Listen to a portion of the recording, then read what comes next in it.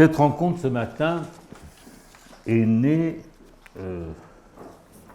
d'un désir, le mien, de placer moi-même le point de capiton de la période qui s'est écoulée depuis le 1er mars de cette année, et durant laquelle quelque chose a eu lieu. Quelque chose a eu lieu d'assez marquant, d'assez bouleversant, pour que je puisse dire que, à la suite, s'ouvrait pour le chant freudien une année zéro. Une année zéro, c'est-à-dire un recommencement, un redépart, une relève, une transfiguration, une Aufhebung, selon le terme de Hegel. Et je l'ai dit comme cela m'est venu, tout recommence sans être détruit pour être porté à un niveau supérieur. Et en un sens, je me suis dit cette nuit, en un sens, c'est ça le point de capiton que je cherchais. C'est le signifiant année zéro. C'est le signifiant qui interprète la période écoulée en ce qui concerne le chant freudien. Alors, est-il juste d'appeler ça une interprétation? Il me semble que oui. Une interprétation, c'est d'abord un signifiant qui percute, qui fait des vagues, et le texte que j'ai intitulé « Chant freudien année zéro » et qui a été diffusé sur Internet, a en effet fait des vagues dans le chant freudien et bien au-delà de ce que j'en prévoyais. Une interprétation, c'est un signifiant qui percute et dans un second temps, un effet de signification à éclaircir. Un énoncé, un texte à dérouler. Et c'est ce dont il s'agit ici. Disons, en première approximation, que quelque chose a été touché, a été mis en question, et même mis en cause, dans les fondements même du discours analytique, parce que l'école de la cause freudienne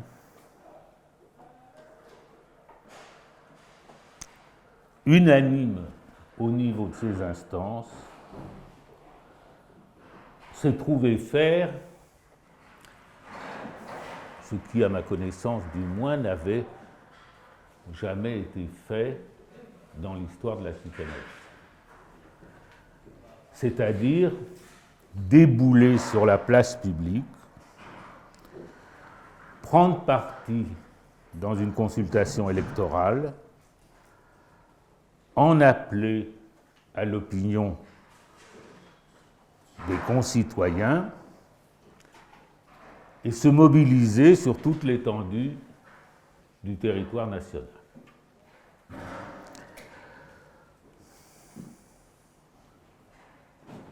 Ça n'a jamais été fait dans l'histoire de la psychanalyse. Là, nous avons fait un pas. Et c'est le nôtre. Nous avons à en rendre compte et à le fonder.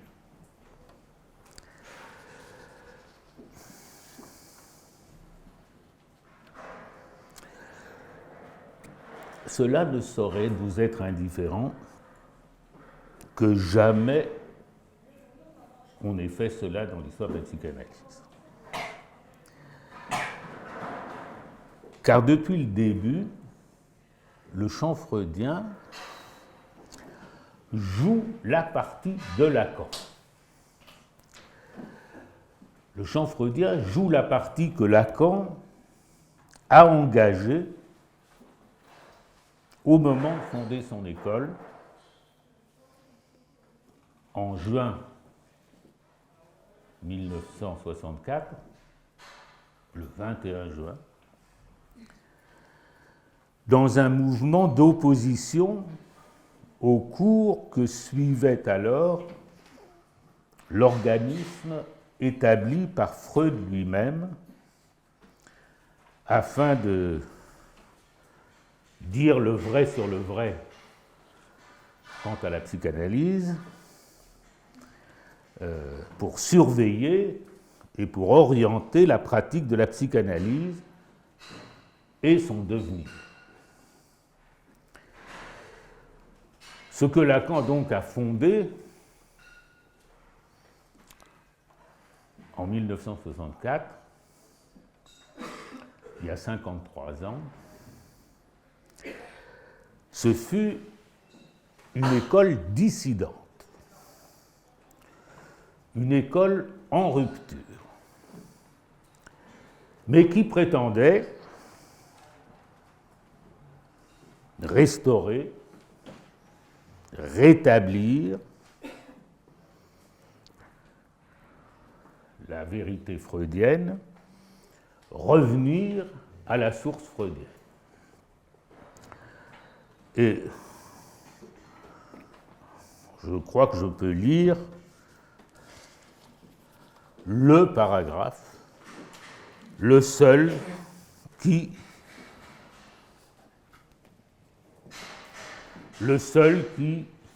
dans l'acte de fondation, expose les finalités de cette fondation.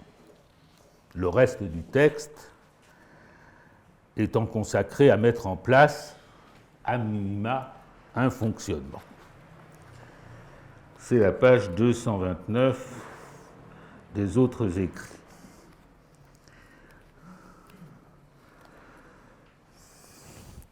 Le second paragraphe. Dans le premier, Lacan donne le nom provisoire qu'il avait trouvé pour son école, l'école française de psychanalyse, réservant par prudence son nom qui allait être définitif d'école freudienne de Paris. Ce titre, dit-il, dans mon intention, au fond ce paragraphe ne fait qu'une seule phrase, représente l'organisme où doit s'accomplir un travail qui, dans le champ que Freud a ouvert, restaure le socle tranchant de sa vérité, qui ramène la pratique originale qu'il a instituée sous le nom de psychanalyse dans le devoir qui lui revient en notre monde, qui, par une critique assidue, y dénonce les déviations et les compromissions qui amortissent son progrès en dégradant son emploi. Voilà donc, en une phrase, poser une fondation, une ambition, et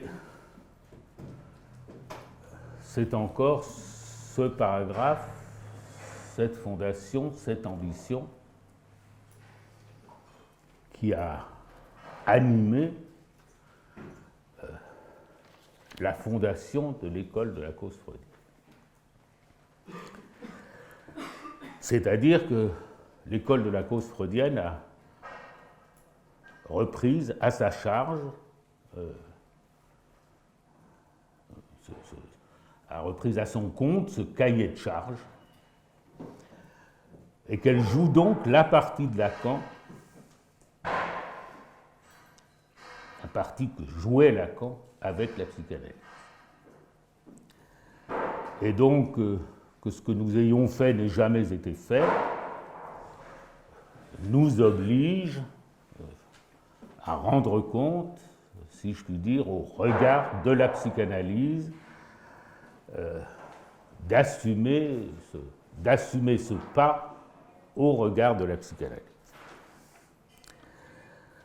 C'est un fait qu'au terme de 16 années, Lacan décida de dissoudre l'organisme qu'il avait créé en juin 1964. Il l'a dissous comme étant désormais inapte, comme fonctionnant, a-t-il dit, à rebours de ce pourquoi il l'avait créé.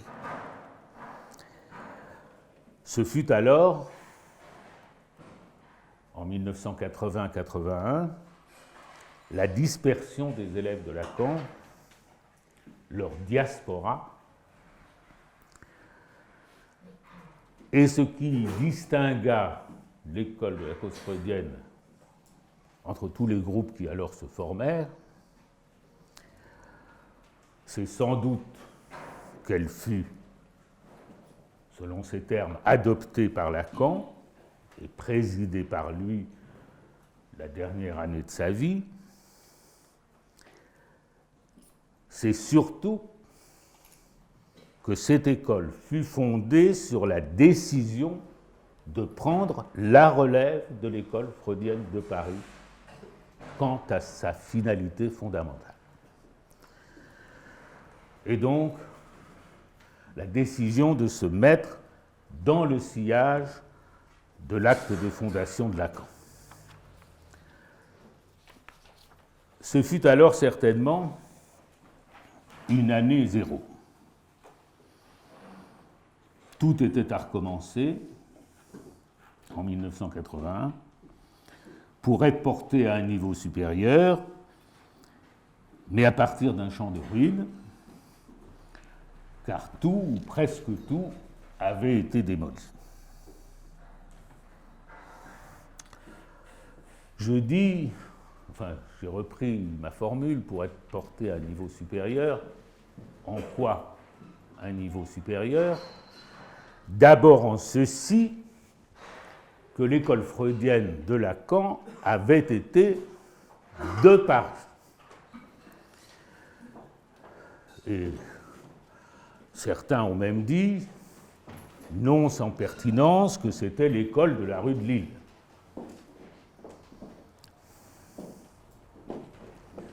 C'était l'école de ceux qui étaient passés par la rue de Lille. Lacan, quand il s'est aventuré plus loin, n'a connu, disons-le, que des échecs.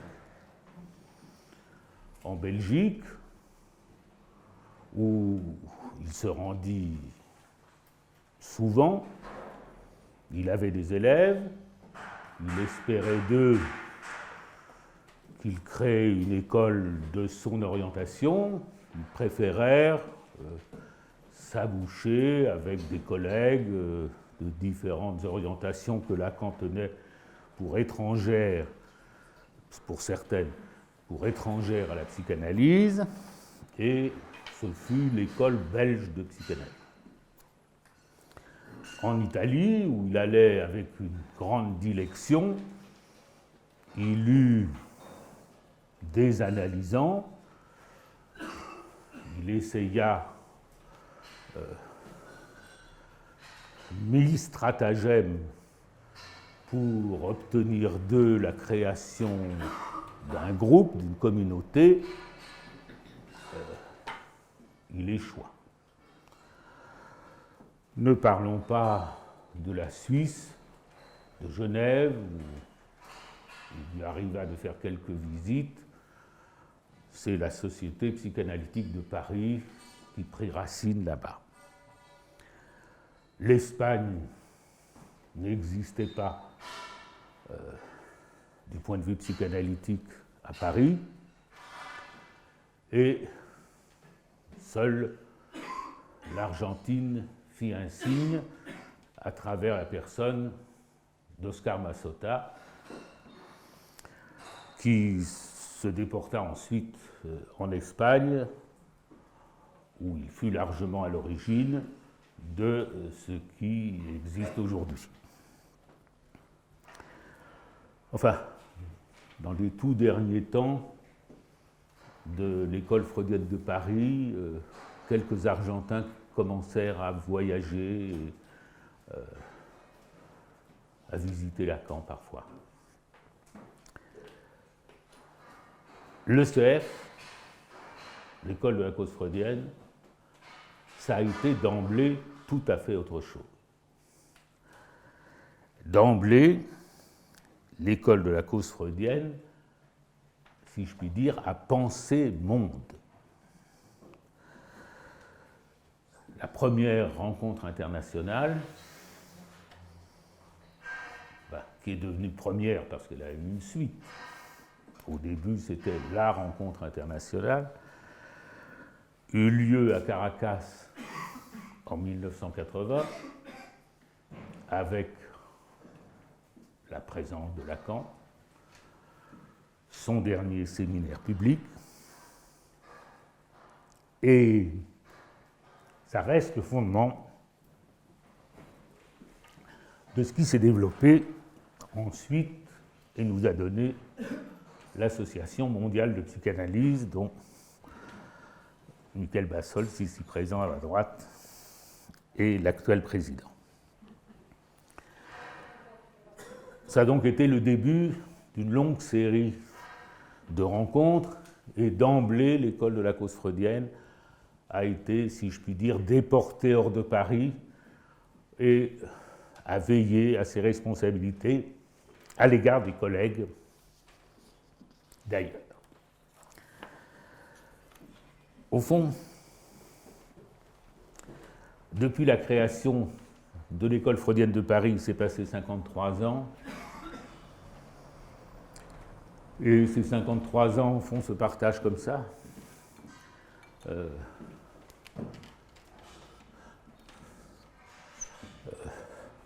16 ans a duré l'école freudienne de Paris, et nous sommes à la 37e année de l'école de la cause freudienne. Il s'est passé, c'est-à-dire que maintenant nous avons plus du double de l'âge de l'école freudienne de Paris. Ça n'est pas tout, mais c'est quand même quelque chose que de durée. Si c'est ça 64, il y a eu en 67, on peut dire, nous le verrons tout à l'heure, avec le travail d'Hervé Castanet, il y a eu la crise de la passe qui, d'une certaine façon, déjà conditionnait la dissolution de cette école.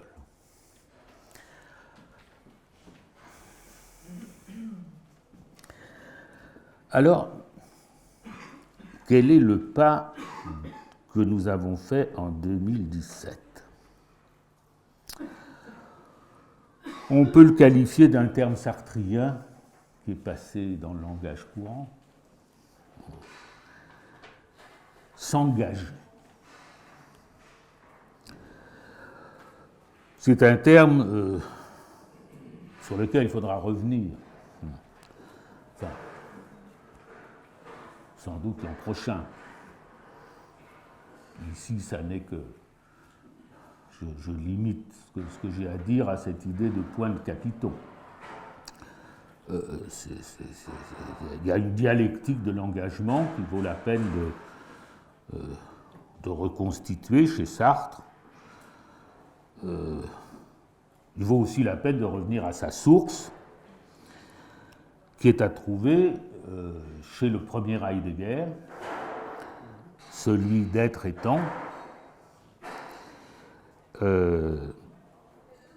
Et à ce propos, enfin, chez Heidegger, je n'ai pas relu Être et temps pour la circonstance, mais chez Heidegger, le terme qui est mis en évidence, c'est le terme de résolution.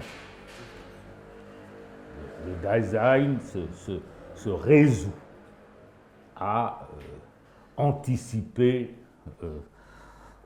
une action, et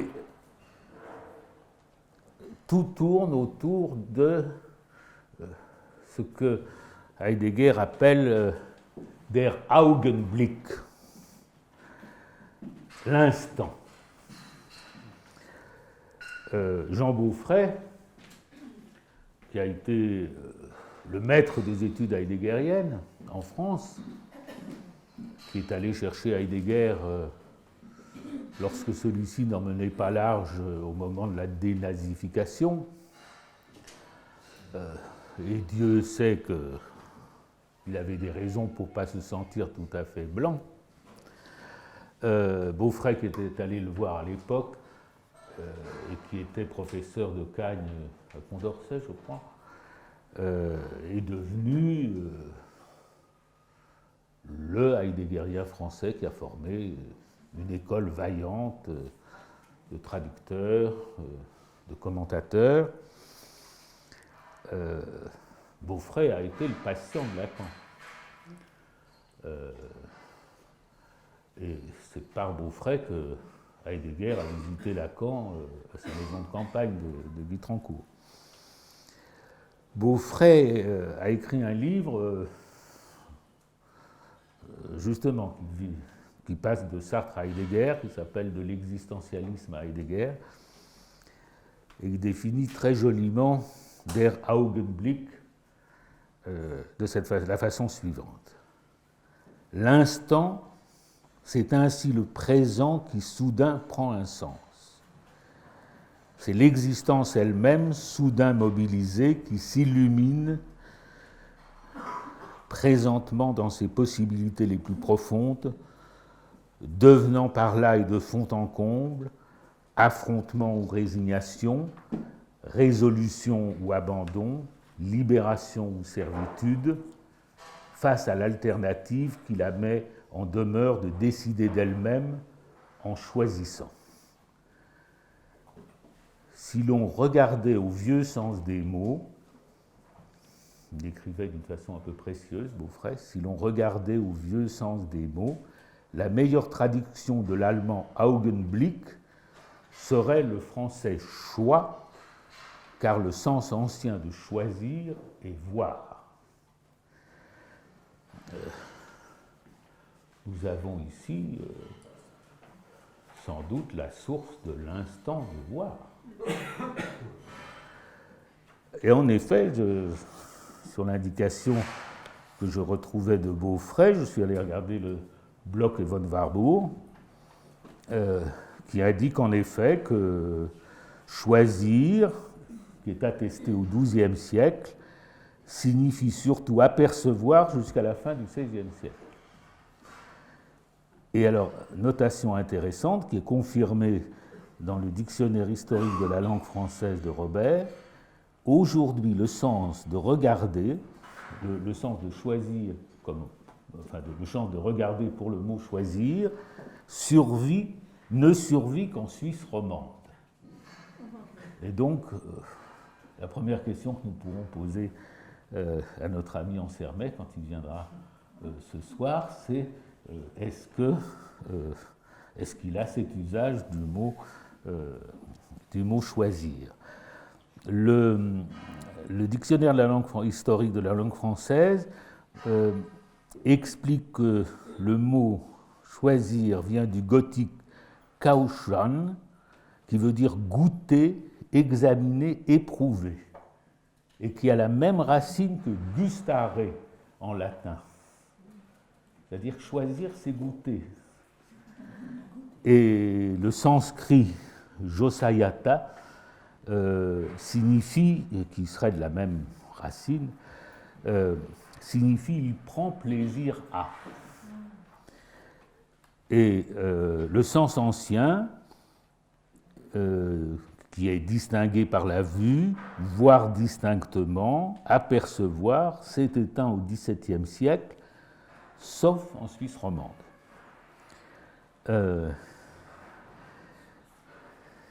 Et alors le nouveau sens a été celui de préférer, de prendre de préférence, qui a éclipsé son doublet élire. On dit plus volontiers choisir que élire, sauf quand il s'agit des élections. Et ça survit dans les expressions qui qualifient la fine fleur d'une marchandise quand on dit que ces deux premiers choix, là se marient à la fois le choix et le goût. Au fond, pour nous, c'est du plus grand intérêt puisque l'hérésie dont nous faisons un drapeau trouve là à s'ancrer très profondément dans la langue et ce qui est du registre du choix est aussi du registre du goût. Je dois dire que je n'avais pas cette référence de Beaufray et des dictionnaires quand j'ai écrit la chronique que vous avez peut-être lue sur Internet, où je parlais, j'évoquais le silence de la nature qui déprime les physiciens du collisionneur de Genève, et où, après m'être passionné pour l'article, il me revenait que c'était un grand classique, la nature aime à se cacher, et que devant cette alternative, je disais finalement, pourquoi est-ce qu'on les uns préfèrent psalmodier que la nature aime à se cacher et célébrer ce mystère, et d'autres, au contraire, s'affairent pour absolument la faire répondre, et qu'en définitive, ce choix est une question de goût. Eh bien, je me suis aperçu, en faisant cette toute petite recherche, que c'était fondé, qu'il y a une parenté entre choix et goût, et que le choix, ça n'est pas à penser seulement au niveau des idéalités, que les choix sont enracinés dans le corps, sont enracinés dans la jouissance du corps, et selon le terme que nous employons après Lacan, sont enracinés dans le saint homme. Ça, histoire de ne pas être les pharisiens de notre propre choix, que notre choix est le bon et celui des autres est nécessairement le mauvais.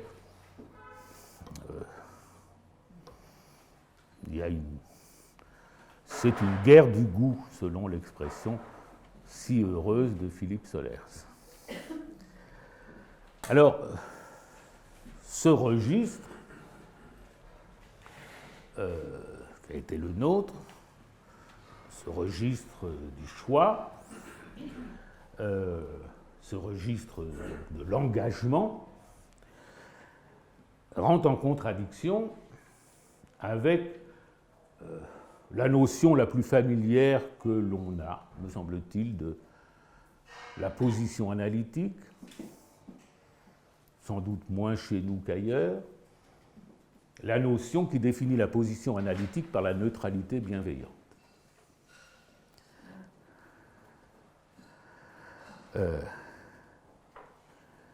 Et c'est ce qui a fait que, je peux le nommer, un psychanalyste qui a fréquenté Lacan, qui a eu de la considération pour Lacan, bien qu'il se soit surtout appuyé dans ses élaborations sur Jacques Derrida, un psychanalyste qui lui-même, à plusieurs reprises, s'est fort courageusement engagé sur des questions humanitaires concernant la psychanalyse, humanitaire et politique, quelqu'un, donc je le nomme, René Major, j'ai croisé ces temps derniers, et à qui je disais que nous avions cherché sa signature pour l'appel des psychanalystes contre Marine Le Pen, n'a pas pu s'empêcher à un moment de dire, mais est-ce que c'est bien au psychanalyste qui revient de faire ça? Et je me suis dit, si quelqu'un comme lui a ce doute, qu'est-ce que ce doit être les autres, nos autres collègues? Et certains même, bien entendu, dans l'école de la cause freudienne, qui a été unanime au niveau de ses instances, qui ne l'est pas nécessairement au niveau de ses membres. Et en effet, on s'aperçoit qu'on a fait, au fond, on a fait comme si c'était une position axiomatique du psychanalyste que de ne pas prendre parti.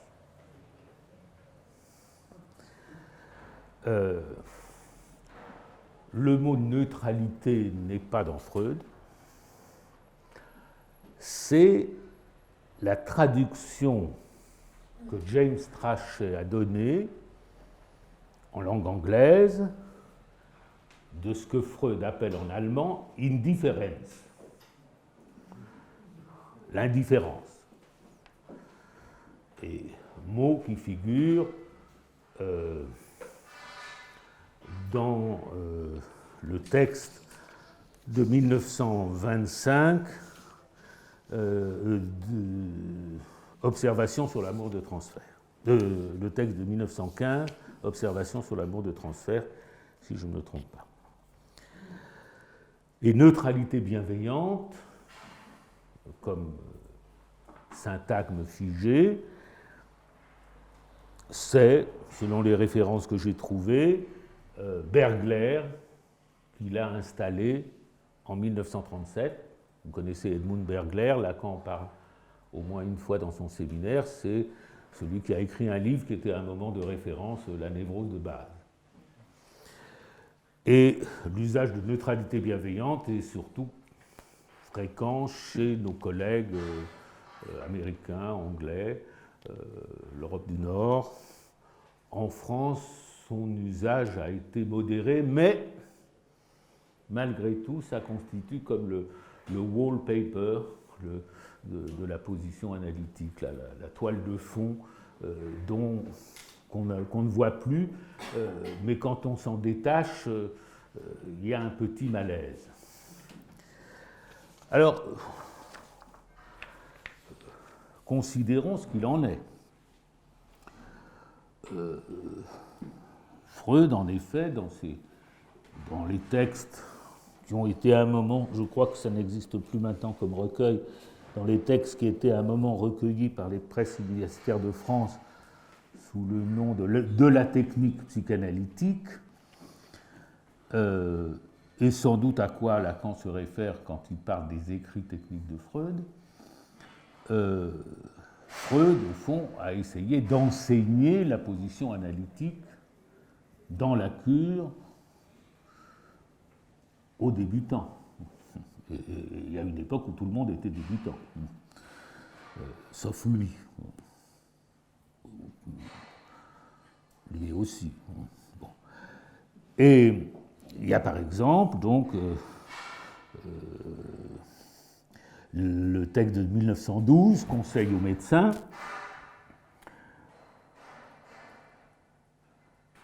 qui est un texte important puisque c'est là que Freud conseille, c'est son petit a, son conseil petit a, conseille à l'analyste de maintenir la même attention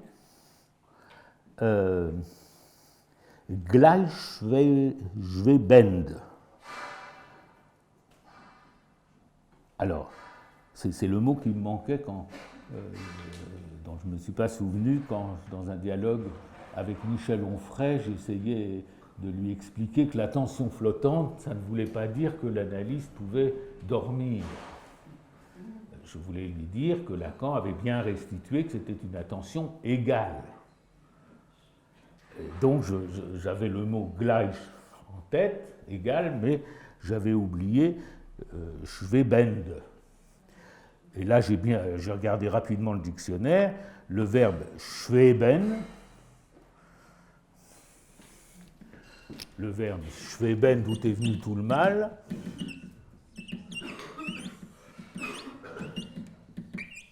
Le verbe schweben, on distingue dans le dictionnaire, j'ai consulté 3 sens. Planer. Deuxièmement, être en suspens. Troisièmement, flotter. Et sans doute, parce que c'était plus agréable à dire, on a choisi attention flottante, qui a l'air comme ça d'installer une sorte d'un flou, une hésitation, alors que c'est exactement la mise en suspens égale afin d'éviter ce que Freud considère être un danger, de concentrer son attention sur un point, ce qui amène à sélectionner dans le matériel. Donc il demande qu'on ne concentre pas son attention afin de ne pas sélectionner, faute de quoi, dit-il, on ne trouve que ce qu'on sait déjà.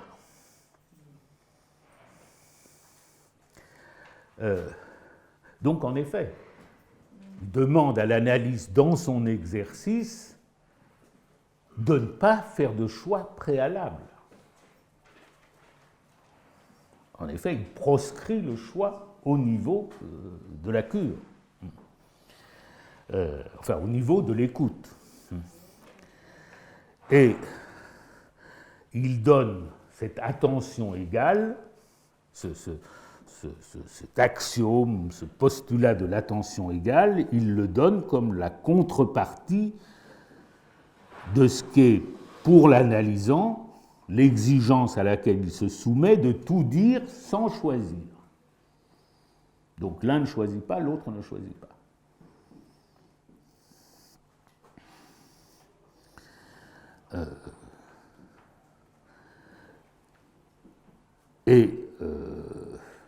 Il recommande explicitement d'écouter sans se soucier de retenir, sans faire un effort de mémoire, assurant que ce qui sera nécessaire réapparaîtra au moment où il le faudra. Et les conseils, le conseil s'en déduit, le conseil B, de ne pas prendre de notes pendant la séance elle-même, mais seulement après. Donc une sorte de proscription de la mémoire, de l'inscription, qui impliquerait déjà un choix aussi, de faire foi à l'inconscient chez l'analyste. Et les conseils C et D concernent enfin le souci scientifique. Si vous voulez faire un exposé scientifique avec le cas que vous avez, si vous voulez le communiquer, ne vous hypnotisez pas sur la nécessité d'être parfaitement exact, ce n'est pas là-dessus que ça repose. Et les cas parfaitement exacts, ils existent déjà en psychiatrie, et ce n'est pas là-dessus qu'on fera confiance, ce n'est pas là-dessus que jouera la confiance faite qu'on fera à vos développements. Et il demande aussi qu'on ne fasse pas, il variera par la suite bien sûr, qu'on ne fasse pas au fond de construction conceptuelle pendant que le cas est encore actif, qu'on réserve ça, ou en tout cas qu'on sépare les moments où on est pure écoute et les moments où on est un constructeur actif. Autrement dit, attention au savoir. On sent que Freud ne veut pas que dans le discours analytique, ce soit le savoir qui soit le signifiant maître. Il ne veut pas que ce soit que le discours analytique vire au discours universitaire, pour le dire dans des termes lacaniens. Alors nos collègues de l'ASPP, quand ils réfléchissent sur la neutralité, ils sont embarrassés avant tout par le fait que ça leur paraît très froid comme attitude. Ah oui, j'ai laissé tomber le dernier conseil de Freud aux médecins, le conseil petit e, où il conseille de prendre, c'est assez célèbre, prendre le chirurgien pour modèle, en laissant de côté toute réaction affective et jusqu'à toute sympathie humaine pour n'avoir qu'un seul but, mener son opération à bien. Bon. Donc ça fait frémir du côté de l'Institut qui éprouve le besoin de souligner qu'il faut quand même marquer de l'empathie aux personnes, ne pas être systématiquement inhumain, et donne comme exemple le fait que Freud, parfois pour débloquer une analyse, inviter l'analysant à déjeuner, etc. Bon. Donc ça les occupe beaucoup, et aussi les phénomènes de contre-transfert, leur contre-transfert qui viendrait ternir l'éclat de leur neutralité bienveillante. Bon. Alors on voit que ce qui vient tout naturellement aux analystes est d'étendre ce qui est la position standard, plus ou moins déduite de Freud, de l'analyse dans la cure, de l'étendre à l'espace hors cure. De telle sorte que l'analyste aurait à se promener comme l'indifférent, à se promener dans l'espace social comme l'indifférent, comme celui qui ne choisit pas. Au fond, ça a existé dans l'histoire. On ne sait pas très bien comment, on ne sait pas assez bien comment se tenaient les sceptiques de l'Antiquité. Ça a été une grande école, et même plusieurs écoles qui avaient des choses à se reprocher les unes les autres. Le scepticisme a été une grande attitude philosophique qui consistait précisément, les sujets connaissaient une certaine ascèse pour atteindre un point d'indifférence je dirais que le nom qui est encore, qu'on apprend dans les classes, d'ataraxie, un point d'anesthésie, où finalement on structure tout ce qui se rencontre en termes contradictoires, et on apprend au fond à balancer l'un par l'autre de telle sorte qu'on se retrouve comme libéré des liens qui vous attachent à un côté ou à un autre. Le tout, si on suit Sextus Empiricus, ses descriptions, les esquisses pyrrhoniennes, c'est animé par un désir fondamental qui est le désir de tranquillité. Et donc il travaille beaucoup pour atteindre, c'est une discipline, pour atteindre en effet ce point où on se promène dans l'existence tranquille. Et c'est très loin en effet de ce que nous propose aujourd'hui le point où nous sommes de la civilisation, mais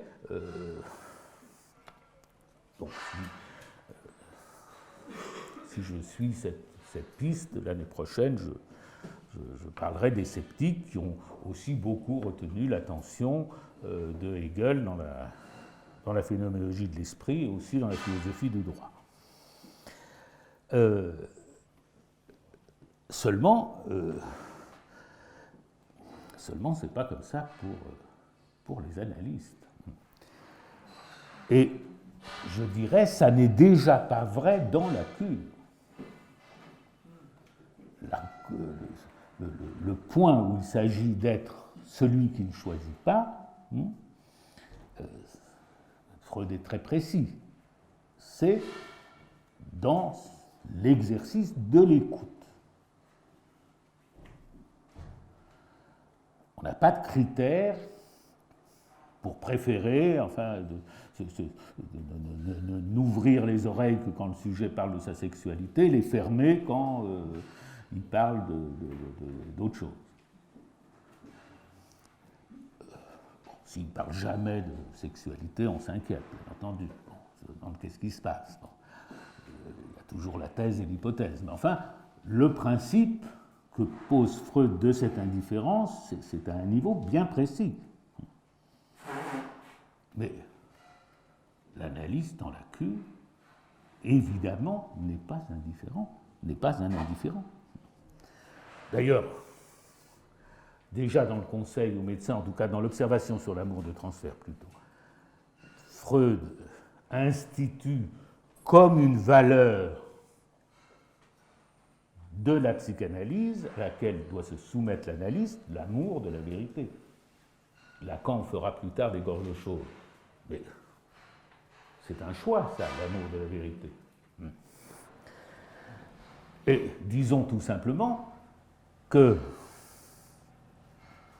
ces termes cette indifférence, enfin, ne tient pas une seconde dans l'économie du discours analytique à partir du moment où il y a le désir de l'analyste, où nous nous référons à ce concept de Lacan du désir de l'analyste.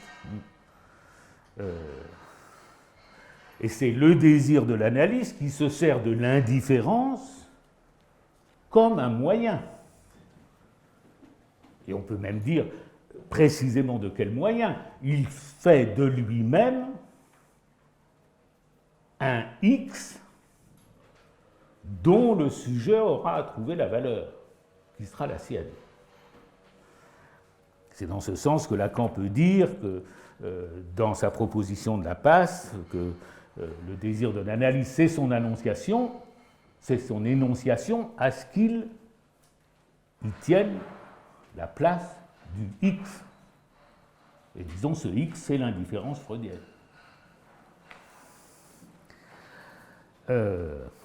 Alors, ce désir de l'analyste, ça avait retenu l'attention qu'à la fin du séminaire 11, Lacan dit « ce n'est pas un désir pur ». Ça veut dire que ce n'est pas un désir de rien. C'est un désir, disait Freud, d'obtenir la vérité. Qu'est-ce que nous dirions? Il y a beaucoup de formules se proposent. Un désir d'obtenir la réduction des identifications.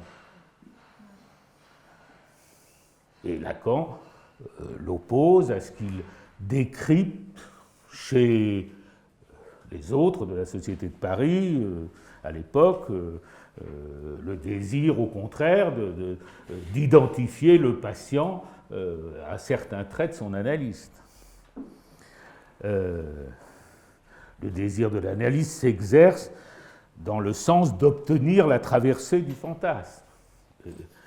S'il s'agit du fantasme fondamental, s'exerce dans le sens d'obtenir la construction du fantasme fondamental, d'obtenir la déflation du désir, d'obtenir la réduction des objets du désir à l'objet petit a. Ou on pourrait dire, en pensant au terme d'illusion qui figure dans le titre de L'avenir d'une illusion, dont nous parlerons tout à l'heure avec Catherine Lazarus-Mathey,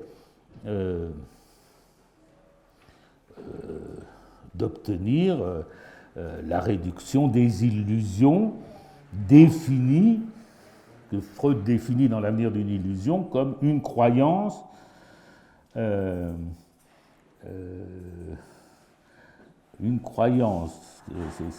moi, c'est pas très bien traduit. Moi, j'ai l'édition des Puces. Je pense que ça a été mieux traduit dans l'édition de Lefebvre, du Seuil. Oui, ben j'ai pris mon exemplaire ancien. La motivation de la croyance et la réalisation d'un désir, quand la motivation prévalente de la croyance, c'est la réalisation d'un désir. Donc il dit, là, c'est comme ça qu'il définit la croyance illusion. Donc il y a un choix quant à ce qu'il s'agit d'obtenir. C'est bien la question, quand on établit l'analyse dans la position du sceptique,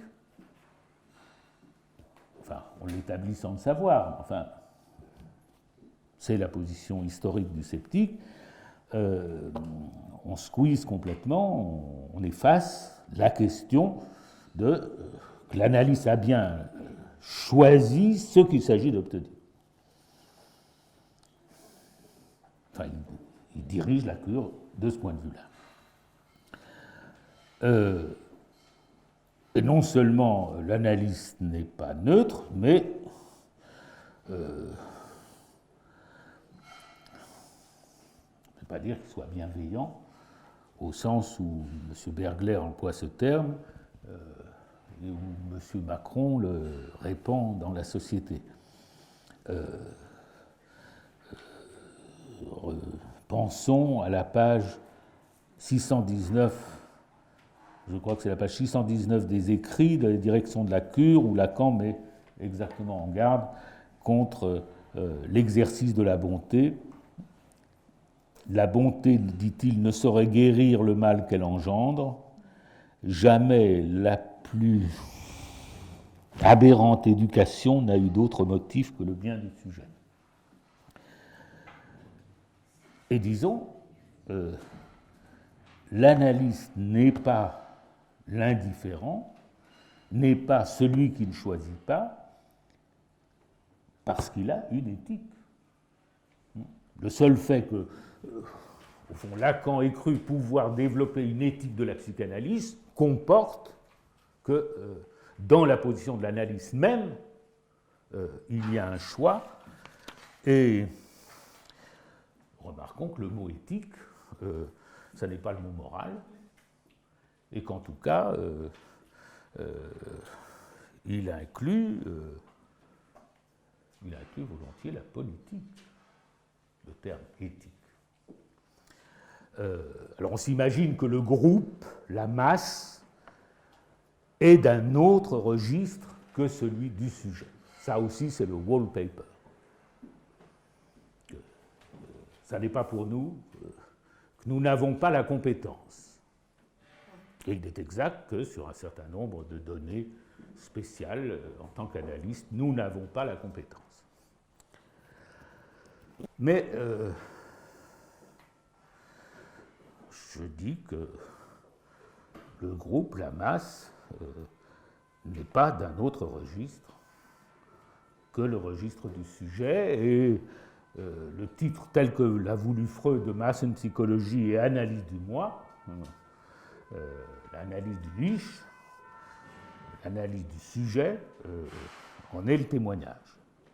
En tout cas, Lacan l'entendait ainsi quand il nous décrit à la fin d'un texte qui s'appelle La direction de la cure, qui concerne la cure à tous ses niveaux, de tactique, de stratégie et de politique, comme il le distingue.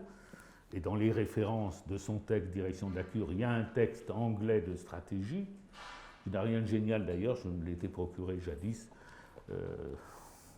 Mais à la fin du texte Direction de la cure, il nous décrit un Freud, page 642,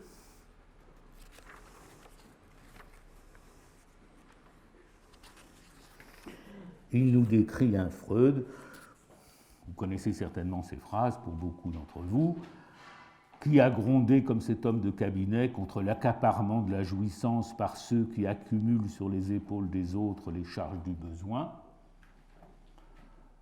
À quel texte précis de Freud fait-il allusion? Sans doute un malaise dans la civilisation, encore que ce ne soit pas absolument au premier plan, il y a peut-être une référence plus précise.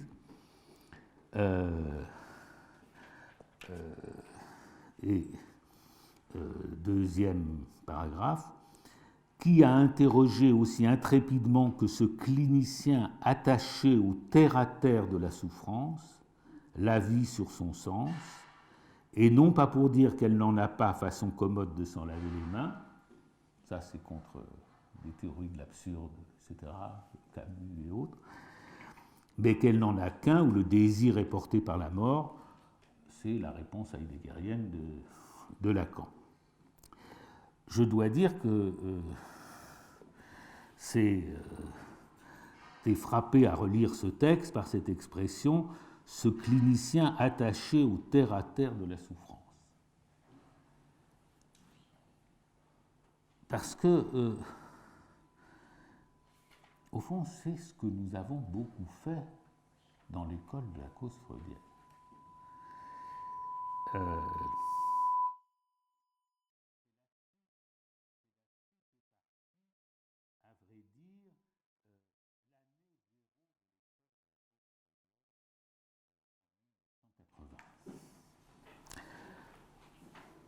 Il y a un historien de la psychanalyse, qui appartient à la SPP, mais c'est un esprit assez libre, qui a écrit quelque chose sur nous à cette époque-là. C'est Alain de Mijola. Et il a écrit que l'école de la cause freudienne, et peut-être me cite-t-il à cette occasion, était partie sur un retour à la clinique. Et de fait, ça a été le mot d'ordre au début de l'école de la cause freudienne. Parce que l'école freudienne de Paris, ses membres étaient tombés dans un psittacisme de Lacan qui les éloignait des données fondamentales de la cure. Et sans doute j'étais porté à le remarquer, puisque moi-même, non médecin, non psychologue, je cherchais à apprendre.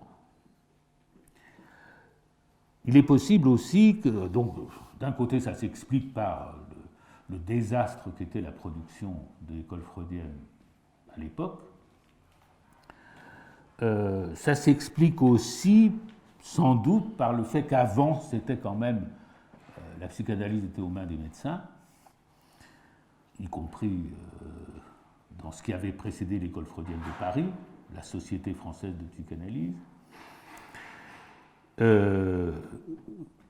Et que les médecins se jugeaient être de plein pied avec la clinique. Là commençaient à arriver les non-médecins qui étaient les psychologues. Et on subissait aussi cette exigence qui s'est fait sentir de plus en plus lourde de la professionnalisation, de la spécialisation qui s'est marquée dans toutes les disciplines. Et donc, l'année 0, 1980-1981, a été en effet marquée par ce retour à la clinique qui a eu des incidences peut-être depuis 37 ans, qui a fait que nos publications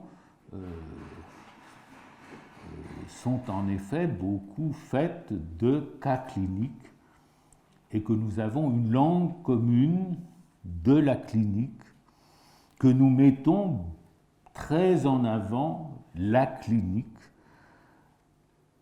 alors qu'on remarque que la clinique, c'est beaucoup plus discret chez Lacan. Et je n'ai pas retrouvé là, je n'ai pas cherché là, mais il y a des formules de Lacan contre ceux qui se poussent du col au nom de la clinique. Le clinicien, ça n'est pas son concept de psychanalyste. Et on le voit en particulier dans la querelle de la passe, où c'est souvent au nom de la clinique qu'on lui fait la leçon. Et donc,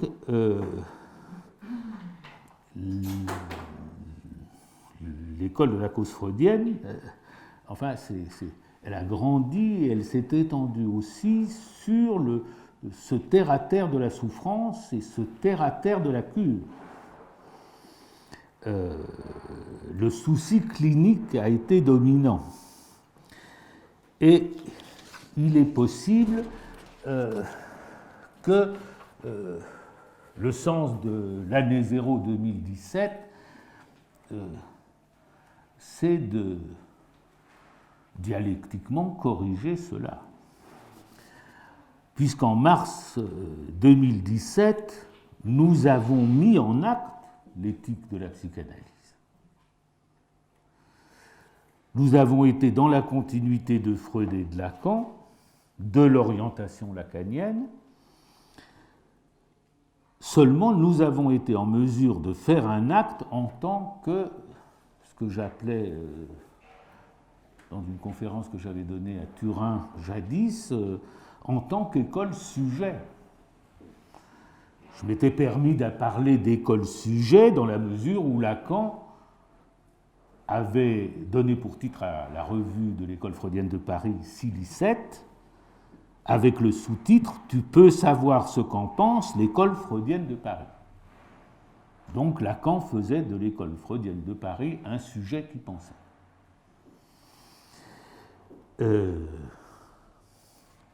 Eh bien, cette école sujet, ce qui était là, nous l'avons porté au registre de l'acte et qui a débouché sur des actions. Et je dirais que c'est la plus profonde et la plus ancienne inspiration de Lacan. Avant qu'il ne soit parfois freiné, furieux et déprimé de la collection d'analyses qu'il avait autour de lui, qui est un facteur qu'il ne faut pas oublier. C'est que dans les dernières années de sa vie, Lacan ne pouvait plus les voir en peinture. Et que contrairement à ce qu'on s'est imaginé, pour autant que je pouvais lui parler, dans l'intimité, je le retenais.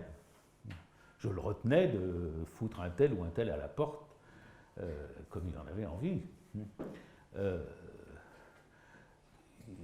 C'est un fait sur lequel il faudrait s'interroger. Pourquoi, enfin moi j'ai vu ça comme ça à un moment, c'est pourquoi ils étaient si incapables et pourquoi les gens de l'école de la cause freudienne sont tellement bien. Il y a un facteur, et en tout cas que l'atmosphère qui règne n'a rien à voir avec celle qui a conduit Lacan à dissoudre cette école. Donc là, j'arrive à cette page 321 des écrits que je vous ai envoyés, telle qu'elle figure dans l'exemplaire que j'ai baladé à travers le monde depuis 37 ans, et qui est une sorte de paragraphe, le paragraphe des injonctions. Enfin, c'est ça que je retiens d'abord dans cette page 321. Il y a une page d'injonction. Qui renonce à la pratique analytique, qui renonce donc plutôt celui qui ne peut rejoindre à son horizon la subjectivité de son époque. Évidemment, c'est énorme. Et entrons là-dedans. Essayons de nous enseigner de Lacan, comme nous l'avons fait depuis 37 ans au moins. D'abord, pour lui, il y a des époques. Et au fond, ça ne se démentira pas. Bien sûr que son rapport à l'histoire va varier à 180 degrés, si on veut. Va varier à 180 degrés, puisque le rapport de Rome commence par prendre modèle sur l'histoire et ses découpages brodéliens. Et qu'il finira par dire « ne touchez pas à l'histoire ». Mais, même dans la construction des quatre discours, il y a un élément historique qui est incorporé. Lacan peut dire, en particulier dans cette conférence de Louvain que vous connaissez, mais que vous lirez bientôt dans la cause du désir, il dit bien qu'aujourd'hui, on n'est plus tout à fait dans le discours du maître, que, en tout cas, il y a un discours qui s'est ajouté, qui est celui du savoir, où le savoir tient le haut du pavé. Bon, c'est une référence, il y a un élément historique qui est incorporé. Enfin, ici, il y a des époques, et il y a même l'idée que chaque époque a sa subjectivité. Qu'est-ce que c'est que la subjectivité d'une époque? Bon, c'est ce qu'on peut appeler l'esprit du temps, mais qui en français a un côté un peu futile. C'est sans doute une référence au concept hegelien de Zeitgeist, mais s'agissant des époques, Hegel disait plutôt Geist der Zeit, l'esprit du temps. Alors qu'est-ce qu'il entendait par là? Bon, il entendait par là ce qui a été ensuite un pont aux ânes, ce qui a été mis en évidence historiquement, dans mon souvenir, je n'ai pas vérifié, dans mon souvenir, Jacob Burckhardt, dans ses études sur la Renaissance, a fait beaucoup pour le montrer, qu'à une époque donnée, la mentalité, la vie sociale, intellectuelle, culturelle, et surtout dans un même peuple, expriment ou ont en commun le même esprit.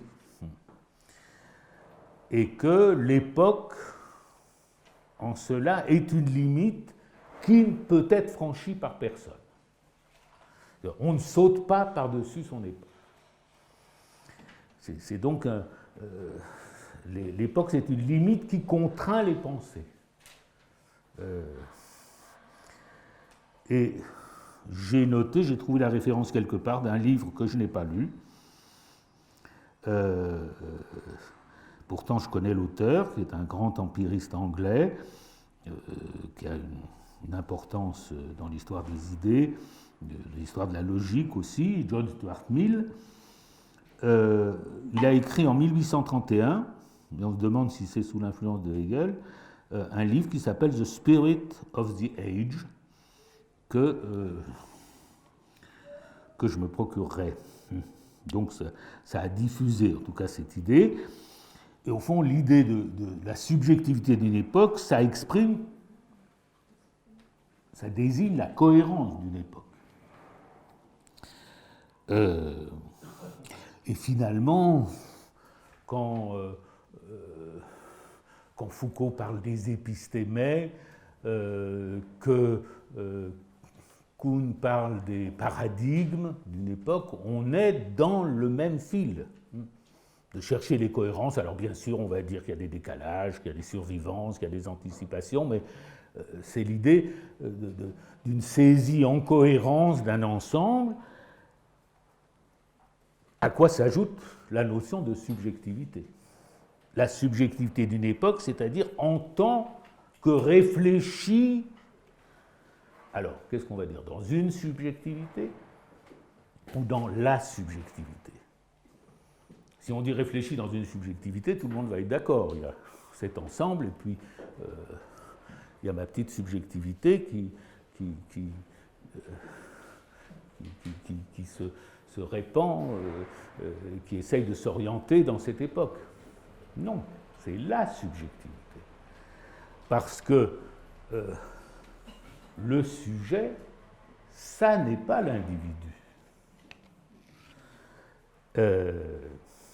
Le sujet, c'est le négatif de l'individu. L'individu, ça se désigne par des propriétés, par des qualités, par des attributs. Et ce que nous appelons le sujet, c'est un vide à cet égard.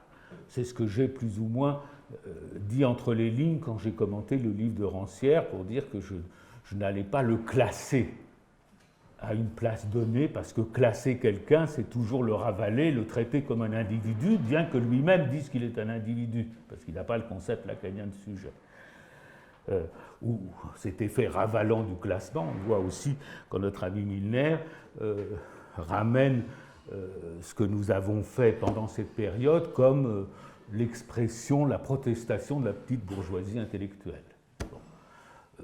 Par rapport à ce dont il s'agit, peut-être que d'un point de vue sociologique, c'est justifié, je ne le crois pas, mais c'est un peu en décalage avec ce dont nous parlons ici. Il faut dire la subjectivité, on peut dire la subjectivité d'une époque, parce que la subjectivité est transindividuelle. Non seulement le sujet ne se confond pas avec l'individu, mais c'est au fond l'axiome de Lacan dans tout le rapport de Rome que la subjectivité est transindividuelle, et je me souviens comme de mon éblouissement, la première fois que j'ai lu Lacan, la première fois que j'ai lu ces lignes, page 257, c'était à l'époque dans la revue La Psychanalyse, le domaine de la psychanalyse est celui du discours concret en tant que champ de la réalité transindividuelle du sujet. Vous avez ça, page 257. La réalité transindividuelle du sujet.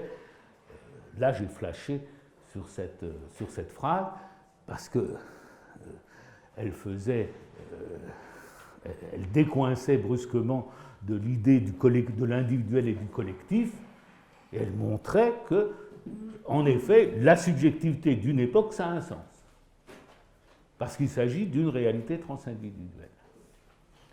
Et alors, au fond, je me suis dit, mais quel est l'exemple topique que prend Lacan à cet égard, l'exemple mémorable et que tout le monde connaît et garde en mémoire, même s'il n'est pas lacanien, c'est celui des 3 prisonniers. Les 3 prisonniers, c'est l'exemple même de... ce sont 3 individus, mais ils sont enclenchés, engrenés les uns sur les autres, de telle sorte que, au fond, ça fait une subjectivité. Et une subjectivité prisonnière, comme on est prisonnier de son époque de ce point de vue-là.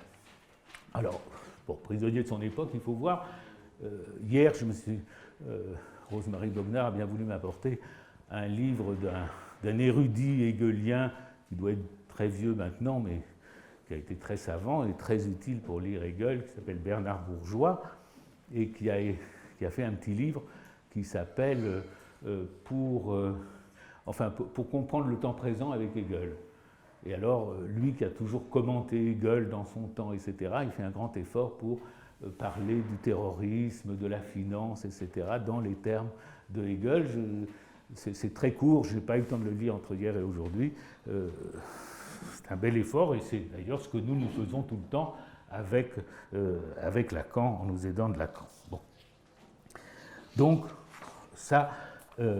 alors, c'est ce qui est rappelé, page 321 d'ailleurs, au 2e paragraphe, au 3e paragraphe, mais l'on peut saisir du même coup que la dialectique n'est pas individuelle. N'est pas individuelle, ça renvoie très précisément au caractère transindividuel, et au fond, on peut dire que ça n'a pas encore été compris. C'est que continuellement le sujet est rabattu sur l'individu, et l'idée de dire qu'une école peut être un sujet, ça paraît une fantaisie, ou alors l'idée d'une compacité d'un bloc, alors qu'il s'agit de la dialectique commune, de la dialectique transindividuelle dans laquelle des sujets sont engagés. Bon. Alors ça fait déjà 1h15, et je ne veux pas dépasser la demi-heure. Je vais prendre la 2e phrase du paragraphe des injonctions, comme je l'appelais. Car comment pourrait-il faire de son être l'axe de tant de vie, celui qui ne saurait rien de la dialectique qui l'engage avec ses vies dans un mouvement symbolique? Bon, au fond, c'est déjà commenté si l'on veut. Ce que je soulignerai ici, c'est que de ce point de vue même transindividuel et dialectique, chacun est l'égal de l'autre. Lacan n'est pas porté à diminuer ses mérites, et il y a dans ce texte, à une certaine page, il y a une éloge de la subjectivité créatrice et du petit nombre qui supporte la subjectivité créatrice, qui montre qu'il a un sens élitiste assez développé, mais il y a un niveau où chacun est l'égal de l'autre, où le thérapeute, si l'on peut l'appeler par ce nom, est l'égal de son patient, comme Lacan le dit à d'autres moments, dans la mesure où l'un et l'autre sont les prisonniers de la même époque et qu'ils sont engagés dans la même dialectique.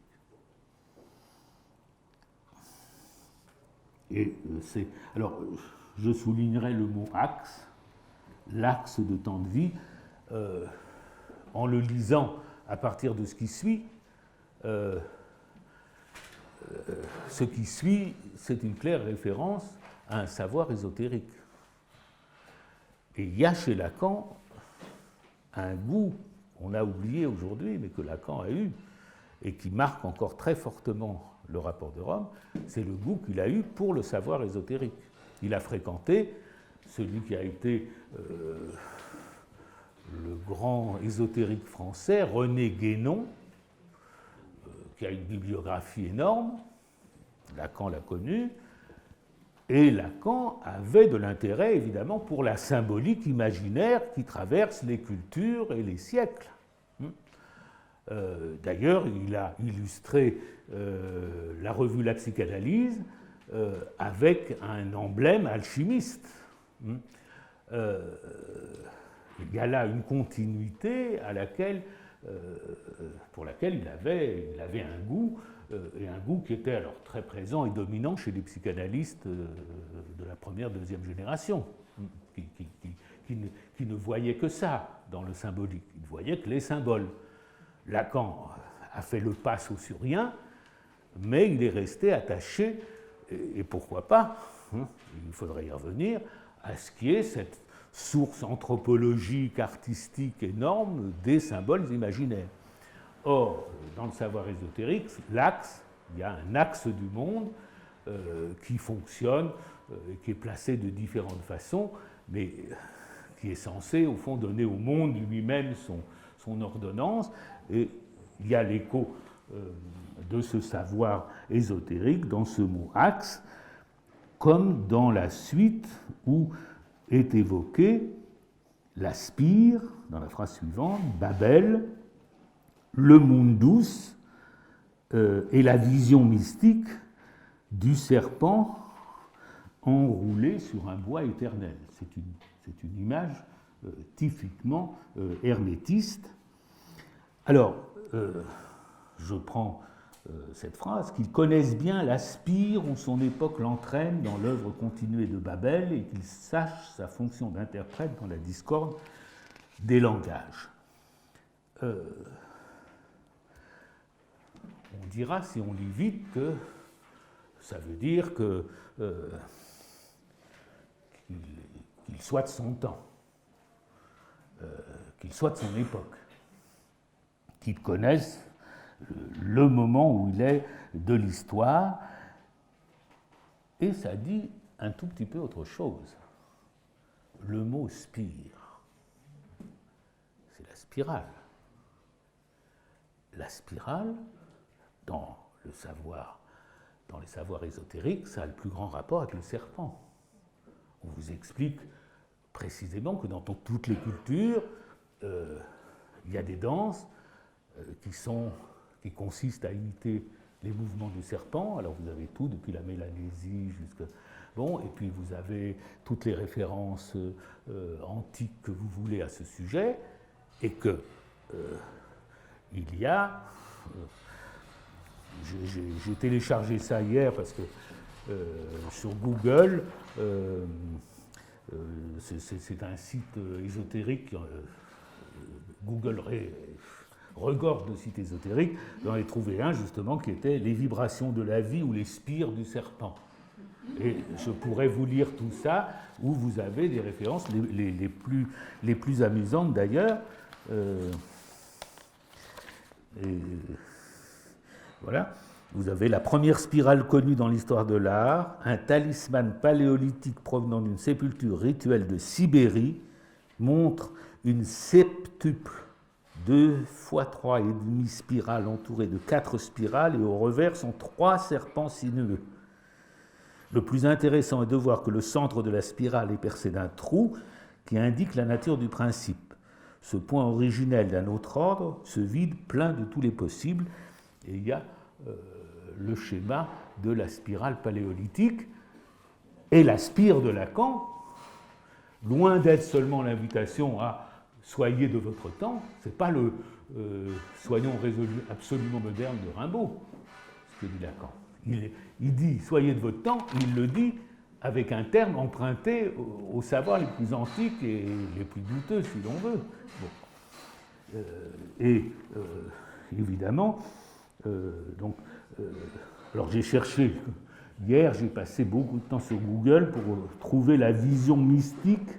Quelle était la vision mystique où on voit le serpent pourrissant de la vie s'élever sur un bois éternel? C'est évidemment l'image classique qu'on connaît par le caducée ou par le bâton d'Esculape. Le bâton d'Esculape, c'est le bâton avec le serpent qui l'entoure, symbole de la plus haute antiquité et qui a toutes les références. Mais je n'ai pas trouvé de vision où il y avait à la fois Babel, le serpent et le bâton. J'ai cherché, j'ai mis tous les mots, etc. J'ai cherché dans Jacob Böhm, j'ai cherché dans Claude de Saint-Martin, j'ai cherché avec tous les noms, pour l'instant. Le serpent de la Bible. Oui, mais il y a le serpent de la Bible, et qui est justement le bois de la croix et tout ça. Et il y a tout, mais il n'y a pas la vision mystique. Quand Lacan dit qu'il laisse à la vision mystique le soin de voir s'élever à l'emplacement de la tour de Babel, sur un bois éternel, le serpent pourrissant de la vie, je n'ai pas trouvé ça. Où il y est Babel, le serpent, etc. Bon. Donc, le serpent, c'est une... Vous voyez la référence. Alors, la spirale, c'est l'expansion à partir d'un point central, d'une courbe, qui va en s'éloignant, mais qui repasse au fond toujours par les mêmes points. Enfin, sous un certain angle, repasse par les mêmes points. Et donc on a à la fois le développement, mais on a en même temps la récurrence du même. Et évidemment, vu dans le sens contraire, ça donne au contraire la concentration sur le point nodal, ce qui pourrait servir de représentation à la cure analytique. Et d'ailleurs, dans le séminaire 1, il y a une représentation qui n'est pas loin de celle-là. Babel, qui est la référence que Lacan choisit, son époque l'entraîne dans l'œuvre continuée de Babel. Alors, il faut commenter le mot œuvre, qui revient très souvent dans le rapport de Rome. C'est un mot vraiment hegelien, qui exprime le faire du sujet, son action, le résultat quand il ne reste pas dans son intériorité, mais qui s'accomplit à l'extérieur, c'est l'œuvre. Il parle de l'œuvre de Babel. Alors Babel, c'est une référence super ésotérique. Dans Jacob Böhm appelle Babel tout ce qui est la religion qu'il censure, et c'est très volontiers interprété, Babel, comme la seconde chute après le départ du paradis terrestre. La première chute, c'est Adam et Ève chassés du paradis, et dans les savoirs ésotériques, le moment où précisément est perdue la langue adamique, qui était la langue de tous et qui disait exactement les choses, la langue sans malentendu, alors c'est la seconde chute. Et donc, alors, celui qui sait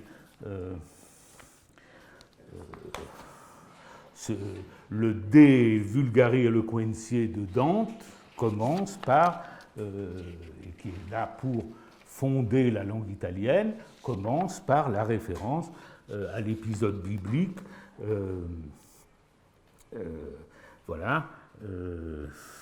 Donc la question c'est pourquoi est-ce qu'il y avait besoin de parler quand il n'y avait que Dieu et Adam? Bon, donc il résout la question. Et donc Dieu a créé une forme déterminée de parler.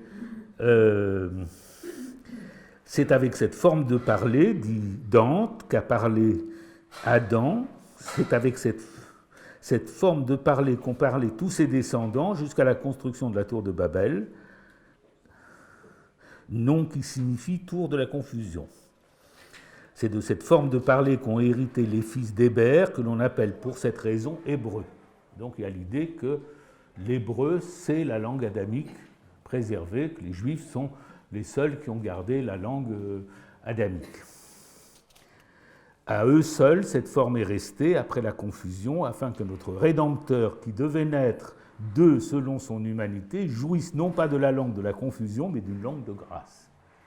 On a préservé la langue adamique chez les Hébreux pour que le Christ naissant juif parle la langue pure du départ, la langue sans malentendu. Et ensuite, il décrit la chute et on peut se référer à Paradis 26 où, dans la Divine Comédie, Paradis 26, on a le chant concernant Babel. Donc, vous voyez la référence. Et pour finir sur ceci, le mundus, c'est la fosse chez les Étrusques qui était destinée aux offrandes aux dieux souterrains. C'est donc et dont Lacan fait le trou central autour duquel s'enroule, là c'est l'espire. C'est donc un puits, et qui a un axe vertical, donc le mot axe est là, et ce qui est amusant, là je ne savais pas ça, je l'ai vu en vérifiant le mot mundus, c'est qu'il y a l'axe vertical, et puis il y a les deux axes qui se croisent et qui définissaient d'ailleurs les villes romaines, l'axe nord-sud et l'axe est-ouest, dont l'un s'appelle le decumanus et l'autre s'appelle le cardo. Et Lacan a pris donc le mot de cardo pour le gond, pour son jury d'accueil, enfin l'accueil de l'école. Bon. Alors, la référence au serpent de la vie, c'est un grand classique, le serpent comme représente, pas le serpent, c'est pas directement le serpent d'Ève, c'est le serpent représentant la vie parce qu'il change de peau, et je donnais la référence, je ne vais pas la lire là maintenant, à Hegel. Quand Hegel parle du changement d'époque, précisément, il parle du serpent qui laisse sa peau. Bon, je ne vais pas lire le passage. Donc, au fond, c'est exactement représenter ce que Lacan appelle dans cette page la circularité sans fin du processus dialectique. Et on voit que là, il renouvelle, mais en s'en servant, en le bricolant, le stock des symboles ancestraux. Alors, par la suite, il deviendra beaucoup plus positiviste, si je puis dire. Par la suite, il dira par exemple qu'une tradition est toujours conne. Mais en attendant, ici, il puise dans la tradition et il dira aussi que ce qui fait sens est religieux. Mais en attendant, il pioche ici dans les plus anciennes croyances, aujourd'hui remises au goût du jour. Alors, je noterai simplement, puisqu'il est 11h30, je ne voulais pas aller au-delà, je noterai que dans cette page, il évoque la fin de l'analyse, la question de la terminaison de l'analyse est celle du moment où la satisfaction du sujet trouve à se réaliser dans la satisfaction de chacun, c'est-à-dire de tous ceux qu'elle s'associe dans une œuvre humaine. Là, au fond, on a une thèse très hegelienne, l'union de l'universel et du particulier. J'avais mis en marge une exclamation, Sade, parce que, évidemment, ça dément cette idée d'une satisfaction, la satisfaction de l'un qui conflue dans la satisfaction de tous. Et évidemment, dans Kant avec Sade, on aura au contraire mis au premier plan la non-réciprocité qui va empêcher cette vue idyllique. Mais Lacan, quand il évoque l'ascèse subjective de l'analyse, encore un mot ésotérique, il l'évoque comme une ascèse qui ne sera jamais interrompue, la fin de l'analyse didactique elle-même n'étant pas séparable de l'engagement du sujet dans sa pratique. Et au fond, on a déjà ici, tout maintient bien sûr l'idée d'analyse didactique, on a comme l'esquisse de ce qui sera la passe plus tard, et l'idée que la fin de l'analyse conflue nécessairement avec une mise en acte de ce qui a été acquis dans l'analyse. Et d'une certaine façon, le pas de 2017 pour nous, c'est quelque chose d'analogue. C'est que nous avons mis 37 ans à ressasser l'éthique de la psychanalyse, et il y a eu un moment quand même, un moment d'urgence, quand se sont trouvés menacés dans la dialectique de l'époque, se sont trouvés menacés des choses qui étaient pour nous justement du wallpaper, la liberté de parler, la liberté de se réunir. Nous avons senti que peut-être ça pourrait être contraint, comme ça l'est dans un certain nombre de pays du monde et de pays d'Europe maintenant. Et bien après une incubation de 37 ans, ou peut-être de 53 ans, au fond, nous avons mis en acte quelque chose de ce savoir, et ça pourrait être la passe de l'école sujet, en quelque sorte. Voilà. Bon. Oh, on ne va pas trop applaudir. Je ne sais pas si on...